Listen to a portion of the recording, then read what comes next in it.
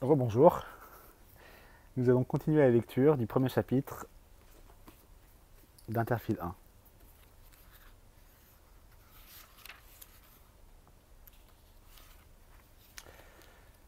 Nathan ressortit du cours d'écriture manuscrite avec une crampe au doigt et la conviction profonde d'avoir perdu 2 heures de sa vie. De sa main valide, il salua Anek qui, comme tous les soirs, partait dans l'autre direction avec Livia. La maison de Nathan n'était pas loin du lycée et il rentrait à pied. Il n'utilisait de métro à grande vitesse ou des uniroues que pour les longs trajets. Sur le chemin, il jouait généralement avec son opale ou captait les émotions des personnes qu'il croisait. Chaque émotion avait sa tonalité. Même si lire les pensées était bien évidemment impossible, il devenait ainsi facile de les deviner. Plus jeune, Nathan s'amusait à se promener les yeux fermés, en ne se basant que sur l'intensité de ce qu'il ressentait pour déduire la position des personnes autour de lui et les éviter. À part quelques rencontres hasardeuses avec des poteaux, il s'en était bien sorti. Interfile, le réseau de partage des émotions était devenu le 6e sens de l'humanité. Au carrefour, le feu passa au rouge. Les véhicules ralentirent, chacun en parfait équilibre sur sa roue unique. Ils s'emboîtèrent les uns dans les autres, tel un gigantesque jeu de construction, pour former un bloc uniforme. Comme tout le reste, ces panneaux fonctionnaient grâce aux ondes électriques provenant des panneaux solaires. Nathan traversa. Derrière lui, le feu passa au vert.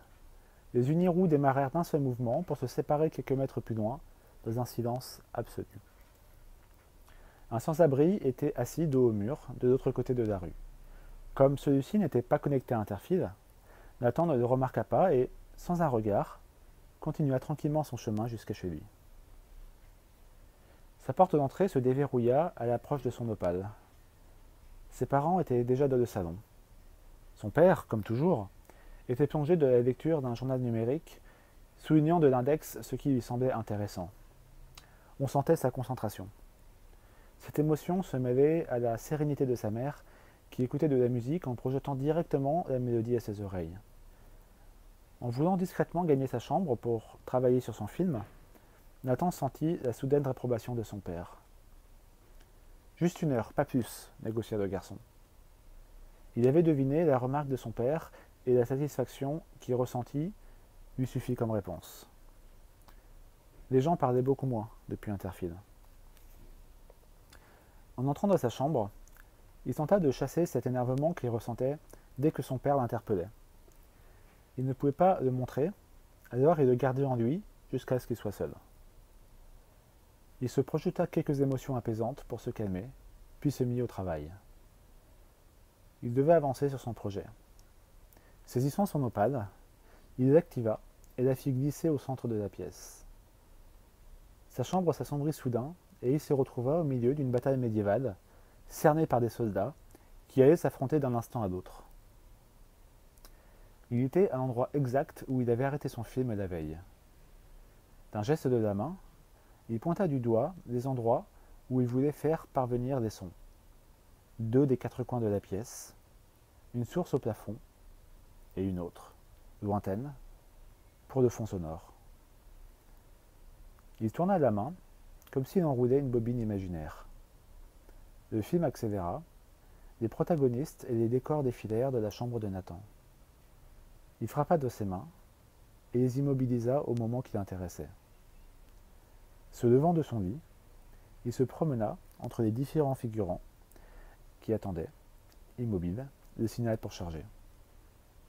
Il bougea quelques armes, amplifia l'odeur de boue qui émanait des bottes humides de ses soldats, ajusta les émotions de colère, de fureur et de volonté qu'il avait éparpillées sur chaque personnage de son histoire. Enfin, il densifia la pluie et assombrit le ciel. Voilà. Il fut pris d'une idée nouvelle. Il fouilla parmi les dessins enregistrés de son opale et sortit le papillon qu'il avait esquissé dans les couloirs du lycée. Il le colora rapidement, affina les traits pour le rendre plus réaliste, et, d'une simple pression de la paume, le projeta de l'univers en 3 dimensions. Il pointa de l'index l'endroit où il voulait le situer, juste au-dessus de la mêlée sanglante. L'insecte coloré crée un contraste parfait avec l'obscurité de la scène. Il regarda une dernière fois autour de lui avec satisfaction, puis claqua des mains. L'action reprit, les épées s'abattirent, et le papillon s'envola. Au bout d'une heure, il arrêta tout. Les soldats, combattants ou blessés, l'odeur de la mêlée, la boue sur les vêtements, les émotions de rage, tout disparut d'un claquement de doigts. Il avait créé 3 dénouements possibles à cette bataille. La plus naturelle apparaîtrait en fonction des émotions du spectateur. Il avait résolument dû se mettre à son devoir de philosophie humaine maintenant. Mais il lui semblait soudain plus important d'aller voir ce qu'il y aurait pour le manger. Il eut la joie de constater qu'il mangerait une fricassée de sauterelle, l'un de ses plats préférés. Il remarqua que le repas était bientôt prêt et décida de rester de la cuisine. La philosophie humaine attendrait. Ils dînèrent en famille, en compagnie du présentateur du journal holographique, projeté dans un coin de la table. Sourire éclatant et cheveux platine, impossible de dire s'il était une image de synthèse ou une personne réelle. À l'instar de Nathan et de ses parents, il mâchonnait ses sauterelles, tout aussi holographiques que le reste. « Bonjour, annonça-t-il. Aujourd'hui, les plus grandes personnalités du gouvernement mondial se sont retrouvées pour établir les nouvelles lois sur la liberté d'expression.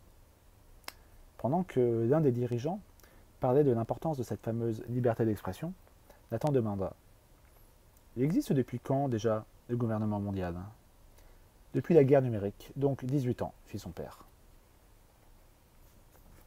L'hologramme du présentateur acquiesça, puis retourna à son plat, laissant la famille discuter. Ce n'est pas vraiment un gouvernement mondial, précisa sa mère. Il ne gère que les questions internationales, l'écologie, Internet et bien sûr Interfil. Les pays ont encore beaucoup de prérogatives. À l'hôpital, par exemple, la gestion des épidémies se décide au niveau mondial. Nous avons aussi le droit d'opérer certains patients à distance avec des robots de transfert. La mère de Nathan était médecin, à l'hôpital principal de la ville. Lorsqu'il était plus jeune, il s'y était rendu quelquefois avec elle. Tandis qu'elle travaillait, il s'amusait à se perdre dans les couloirs blancs au milieu des engins d'un écrit. Pour lui, l'hôpital était un endroit incroyablement futuriste, et lorsqu'il en sortait, le monde réel lui semblait vieux et dépassé, avec ses opales, ses voitures à une roue et ses bêtes murs numériques. Son père était journaliste. Si le monde réel paraissait parfois un peu vieillot à Nathan, le métier de son père semblait carrément remonter à la préhistoire. Il avait du mal à imaginer que des emplois tels que ingénieur chirurgical et journaliste puissent exister à la même époque. D'autant que n'importe quel programme pouvait écrire de très bons articles maintenant. Profitant du silence de la famille, l'hologramme du présentateur reprit la parole. De nouveaux incidents ont éclaté de la banlieue Est. Tension momentanée ou véritable problème de fond, la question est posée. Qu'en pensez-vous ? Ni sa mère, ni son père ne répondirent, sachant qu'ils ne seraient pas d'accord. Devant ce silence, le présentateur reprit tranquillement son annonce. Reparlons de cette communauté en bordure de la ville qui refuse méthodiquement l'utilisation d'Interfil.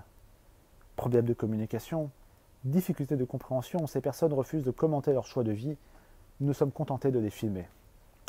Nathan vit des personnes qui crient aux caméras de dégager avec des gestes sauvages. Ils bougeaient sans arrêt pour se faire comprendre, exprimer leurs émotions. Ils articulaient des phrases à rallonge et utilisaient des mots que Nathan n'avait jamais entendus. Il ne put s'empêcher de ressentir une sorte de pitié pour ces personnes et de dégoût. Il ne comprenait pas leur attitude.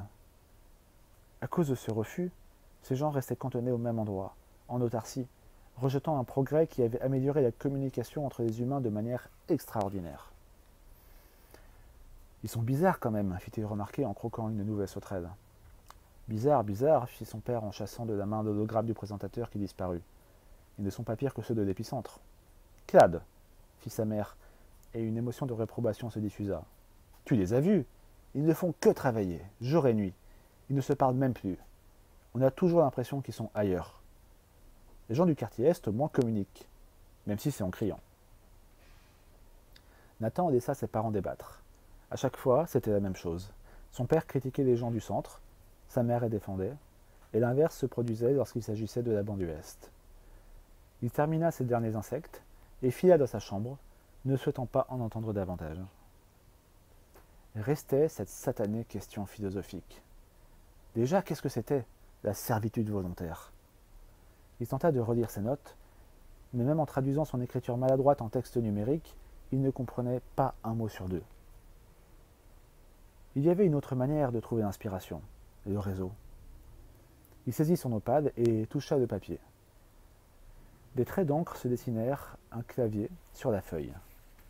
L'écriture au stylo, ça allait bien un moment, mais hors de question qu'il subisse ce supplice chez lui. Il projeta un écran et accéda aux informations du réseau. Servitude volontaire, servitude volontaire. Il devait régler cette question une bonne fois pour toutes. Après une hésitation, il prit la puce qu'il avait dans l'oreille gauche et la retira. D'un coup, Interfy s'éteignit et le vide se propagea dans sa tête. Pas celui qu'il éprouvait en regardant le ciel. Celui-ci était bien plus profond. C'était comme s'arrêter au milieu d'une chanson qu'on connaissait par cœur. Le silence était trop intense, trop silencieux, et on voulait à tout prix le remplir. Heureusement qu'il était seul. Il posa sa puce dans l'encoche de son opale et se força à se concentrer. La servitude volontaire, la servitude volontaire. Un grincement, un bruit de pas, quelqu'un venait d'entrer dans sa chambre. Il sursauta, remit rapidement sa puce et se retourna. Sa mère. « Tu pourrais prévenir. Ta porte était grande ouverte, Nathan. Tu voulais que je la referme, juste pour pouvoir frapper ? Je l'avais laissée ouverte car je ne pensais pas me déconnecter du réseau. Si j'avais été branché, j'aurais pu savoir que tu arrivais. Il n'y aurait eu aucun souci. » Sa mère sourit. « Tu n'as pas besoin d'être toujours connecté pour interagir avec les gens. Je sais que c'est la norme. Mais ça n'a pas toujours été le cas. Quand j'étais petite... Nathan, à présent détendu, sourit à son tour. « Je sais. Vous n'aviez pas Interfield, et la génération d'avant n'avait pas Internet. Mais tu aimes bien Interfield pourtant. Qui ne l'aime pas? Mais tu n'as pas à t'inquiéter d'être déconnecté de temps en temps pour parler à quelqu'un. Tu ne vas pas en mourir. » Elle sortit. Nathan tenta de réfléchir à sa fameuse question philosophique, en vain. Il était désormais hors de question de se débrancher à nouveau. Il s'allongea et programma une émotion énergique pour son réveil. Il réfléchirait à la question de la servitude volontaire plus tard, même s'il savait pertinemment que ce sujet l'inspirerait encore moins à 6 heures du matin. Il claqua des doigts pour éteindre la lumière, et comme chaque soir, il se laissa porter par quelques émotions apaisantes qui le mettaient en condition pour dormir.